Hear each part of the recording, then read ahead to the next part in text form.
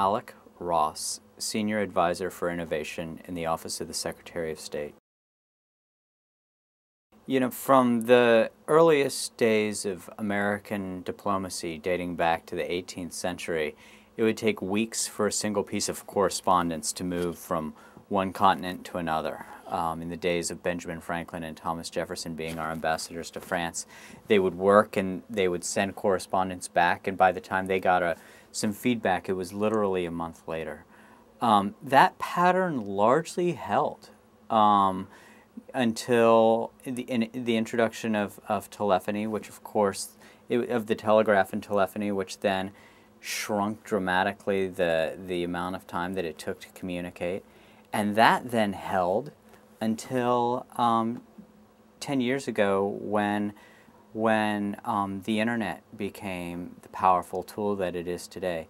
So really, I think the major shifts in diplomacy dating back to the 18th century reflect the major shifts in communications technology. And so 50 years ago, I think that there was very little different between how we conducted our diplomacy and how we did it in the 18th century. It more often than not was white guys with white shirts and red ties sitting over mahogany tables, sipping cups of coffee, talking to somebody who looked just like that across the other side of the table.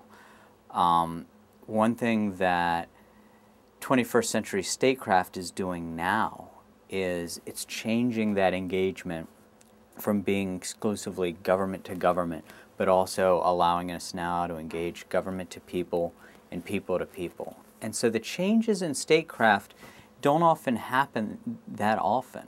And it's only very, very recently that the very unsubtle technology-driven changes in diplomacy are taking place.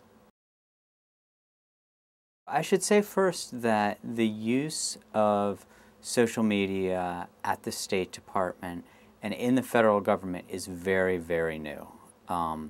It's no surprise to anybody that social media was an important part of Barack Obama becoming president.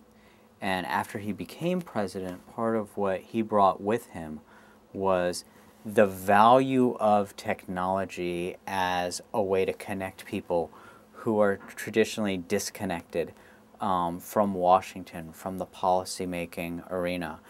And so what we're doing right now is we're introducing social media both broadly, meaning the White House and the State Department using it as sort of a big, blunt instrument to engage with the people of the world around big events, like the president going to Cairo or something like that.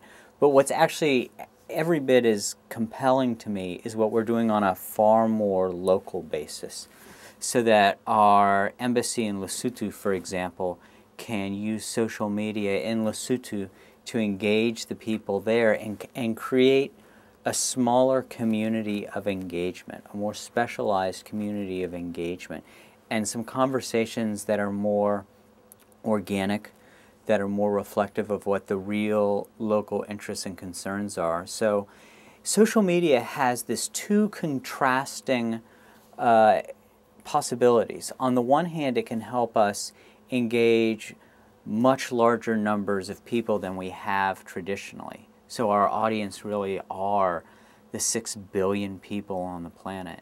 But on the other hand, it allows us to engage people much more locally and much more organically than perhaps we'd ever done when our communications were driven exclusively out of embassy in company capitals, only dealing with government officials.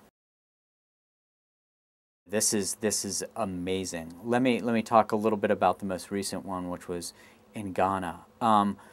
One of the things that we did was our embassy in South Africa created a partnership with a mobile-based social networking company through which we solicited questions for the president and comments to get to the White House immediately in advance of the speech.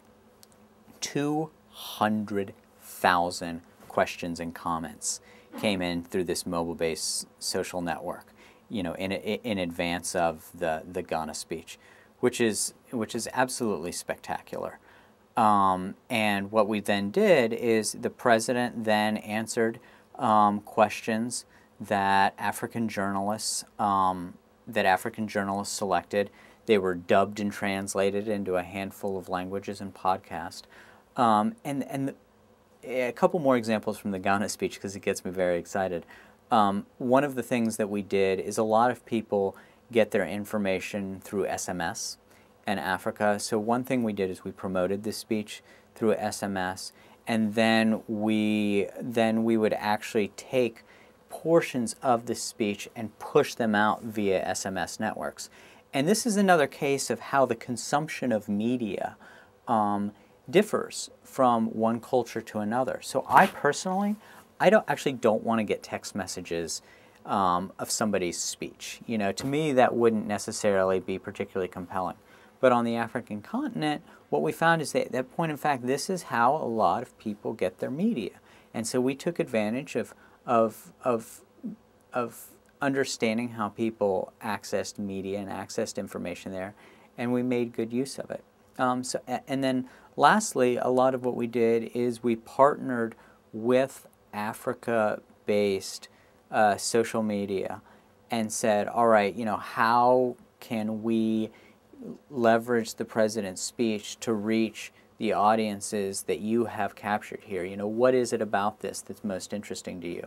And then we worked with them. And what it did is it took a speech that normally would have been a quote-unquote speech to Ghana or to the Ghanaian people, and it turned into a continent-wide phenomenon where we estimate that more than 40 million people actually heard the speech.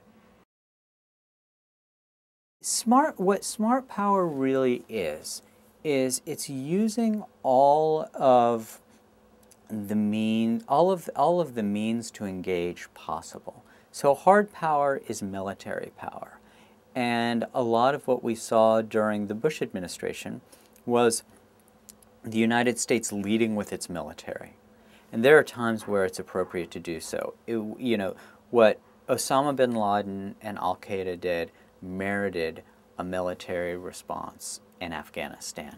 However, what we can't always do is just say, all right, if we have a problem abroad, let's call the Defense Department. That can't be the only way in which we engage the wider world. And so what smart power is it's saying, all right, let's think proactively about the world around us. And let's think about what tools we have at our disposal. Yes, there's defense, but there's also diplomacy, there's development, and we don't need to just engage government to government. One of the things that I think Hillary Clinton did that was so compelling in her last trip to India was when she went to Mumbai, it was 3 days before she went and saw the Prime Minister. So yes, she valued being able to engage with the Indian government, and the work that she and the State Department did with the Indian government was very important, but so too was the outreach that she did to Indian entrepreneurs. So too was the outreach that she did to the Indian NGO sector. So smart power means that we are not just engaging government to government over that proverbial mahogany table with the flags in the background, but we're also engaging another country's academics, its entrepreneurs, and its civil society sector.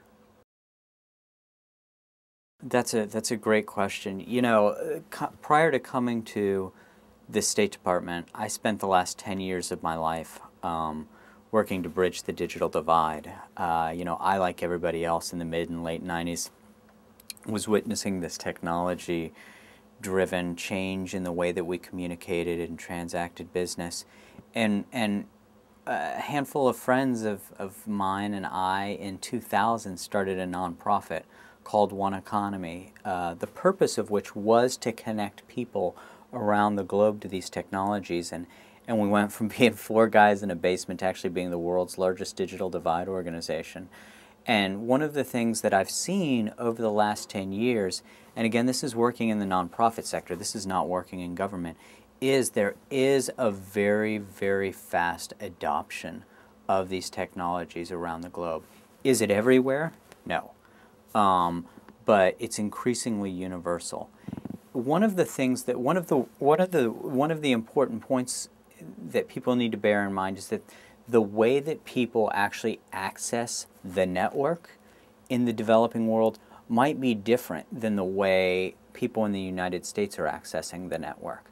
Of the there are 6 billion people on the planet, but there are also 4 billion mobile phones. So we can already see right now in the developing world, people are skipping sort of the desktop as the way in which they access the network, and they're accessing it directly on their handhelds.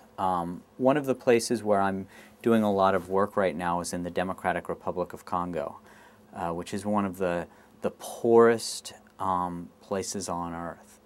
And one of the things that the State Department is hoping to do there is use telecommunications and use technology tools as a way of protecting women, particularly in eastern Congo, who are vulnerable to acts of extreme violence, of rape.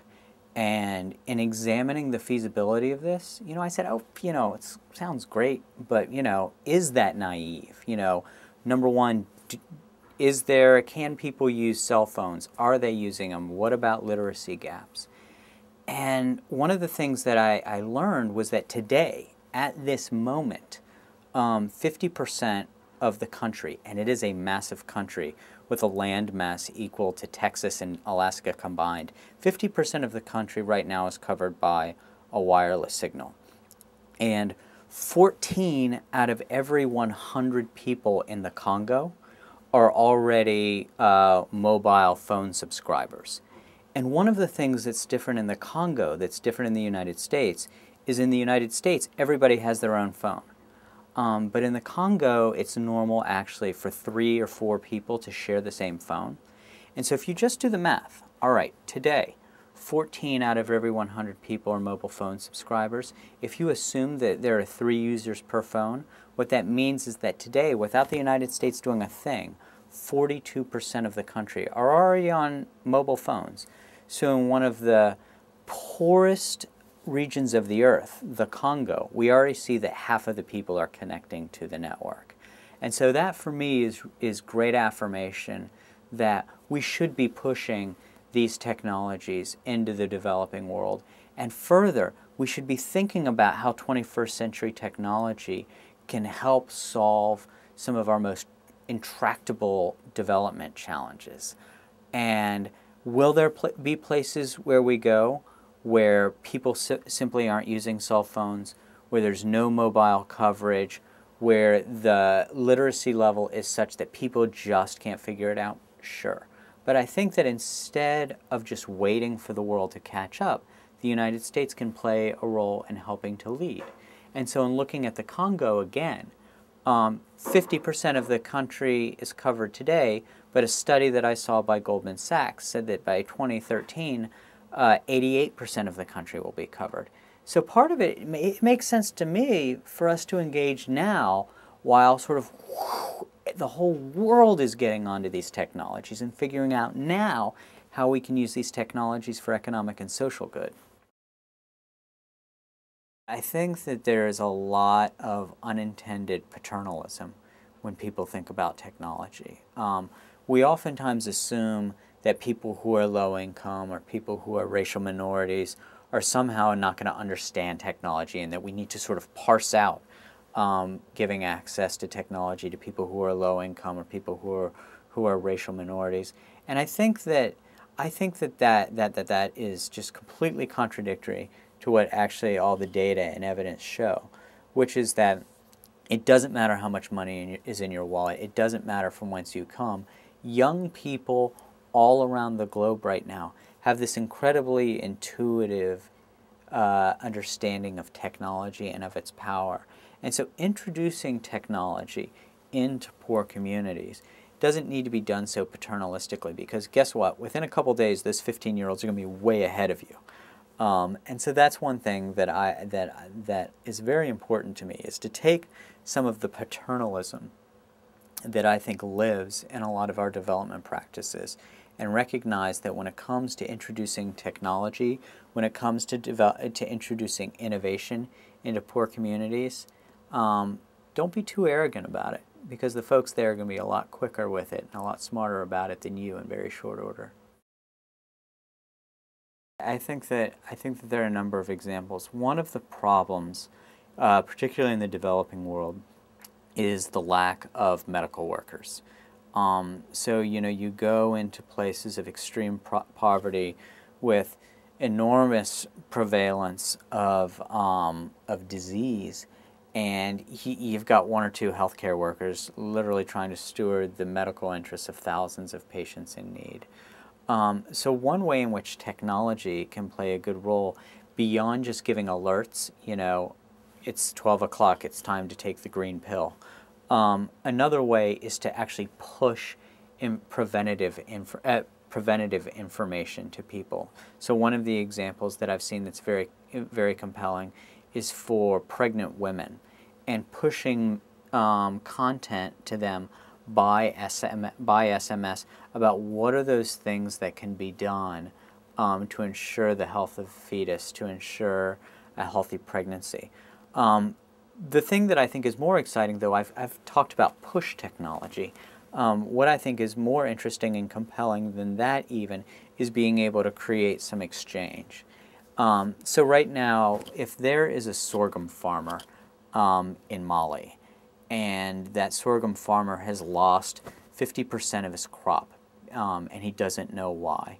Right now, the way in which we would provide aid to that farmer is some professor in Surrey goes to the airport in London, flies to Lagos, flies to Mali, gets in a Jeep, drives for 3 hours, looks at the crop and says, oh, this is what you've got.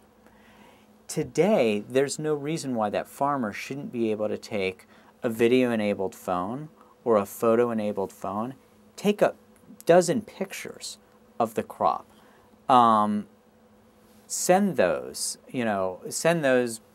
over mobile networks, send those by email to the professor in Surrey, and rather than the 3 airplane flights and the 3-hour Jeep ride and the $5,000 in expenses, that person can say, oh, this is the problem. This is what you do. Oh, and by the way, in the meantime, you've saved 2 weeks and another third of the farmer's crop. So a lot of what I'm interested in doing is figuring out how experts can connect to the agricultural world, can connect to entrepreneurs, and provide real-time technical assistance that's exchange rather than just pushing things, and rather than people having to physically be there, but create some virtual connections between people.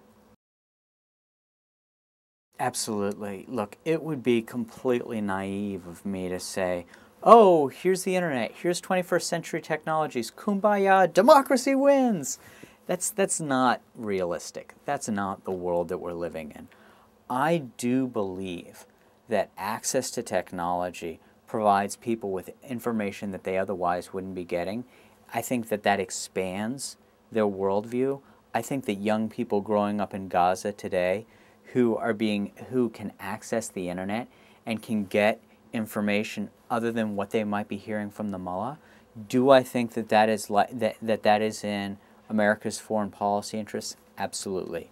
All of that said, America's enemies, Al-Qaeda, those entities that want to destroy us, are sophisticated in their own use of technology, and they know how to use it for communication.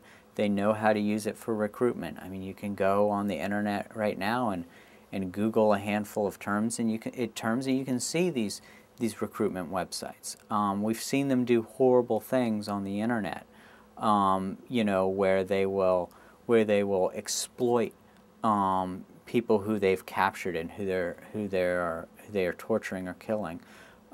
So this technology offers a universe of resources to everybody, and that doesn't just necessarily mean the good guys and that we all live happily ever after.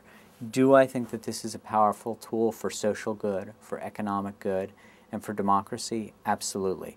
But it would be naive of me and naive of anybody to simply say, oh, well, You know, we can use this, they won't, and this is, you know, we will win the war for people's minds and hearts, you know, without any pushback by virtue of the power of these networks. I do not think large campaigns will ever be the same. There were some absolute rock stars on the Obama campaign. Joe Rospars and Macon Phillips and Chris Hughes. And one thing that was very interesting about the Obama campaign was those people who were really running the campaign, people like David Plouffe and David Axelrod, they empowered these young entrepreneurs on the campaign to run wild with technology and to really test the boundaries of what it could do.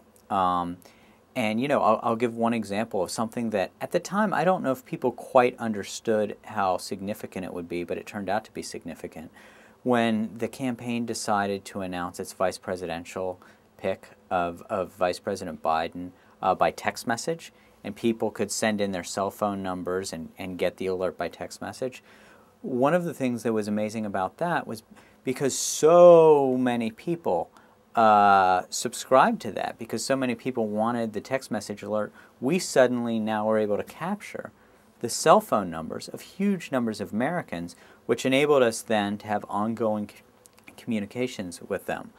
I think that a lot of what the Obama campaign pioneered in terms of its use of technology is just going to have to become a standard part of every national campaign by both parties from now on. And I think that a lot of it will devolve to congressional and gubernatorial races, because some of what we saw, I might have this number wrong, but I think that Joe Rospars had a 190-person staff. One of the things that we know about technology is that it becomes increasingly commoditized and increasingly inexpensive. So things that may have cost the Obama campaign millions of dollars, some entrepreneur is out there figuring out how to do it for hundreds of thousands of dollars and how to sell it. So I have a feeling every candidate for governor, every candidate for the Senate and for the House is saying, hey, how can I get some of that Obama campaign tech mojo? I couldn't tell you how I prepared for this. You know, I never thought of I still don't consider myself to be a technologist per se. You know, I've spent the last 15 years fighting poverty. You know, I got started as an inner city school teacher in West Baltimore teaching middle schoolers, and you know, I went and I did affordable housing work, and then I started a nonprofit that was focused on technology. But for me, it wasn't about technology. It was about educational and economic opportunity. And what I did is I sort of immersed myself in technology as a way of addressing those issues. Now, if somebody said to me today, you know, Alec, you're 37 years old, you're doing something that's really cool that fuses technology with diplomacy and development, that's something I'd like to do. How do I get those technology chops? How do I get ahead of the curve on these things? My advice to that person would actually be, don't go get a job in the technology sector. Get a job in the development world, but figure out how you can apply technology in that world.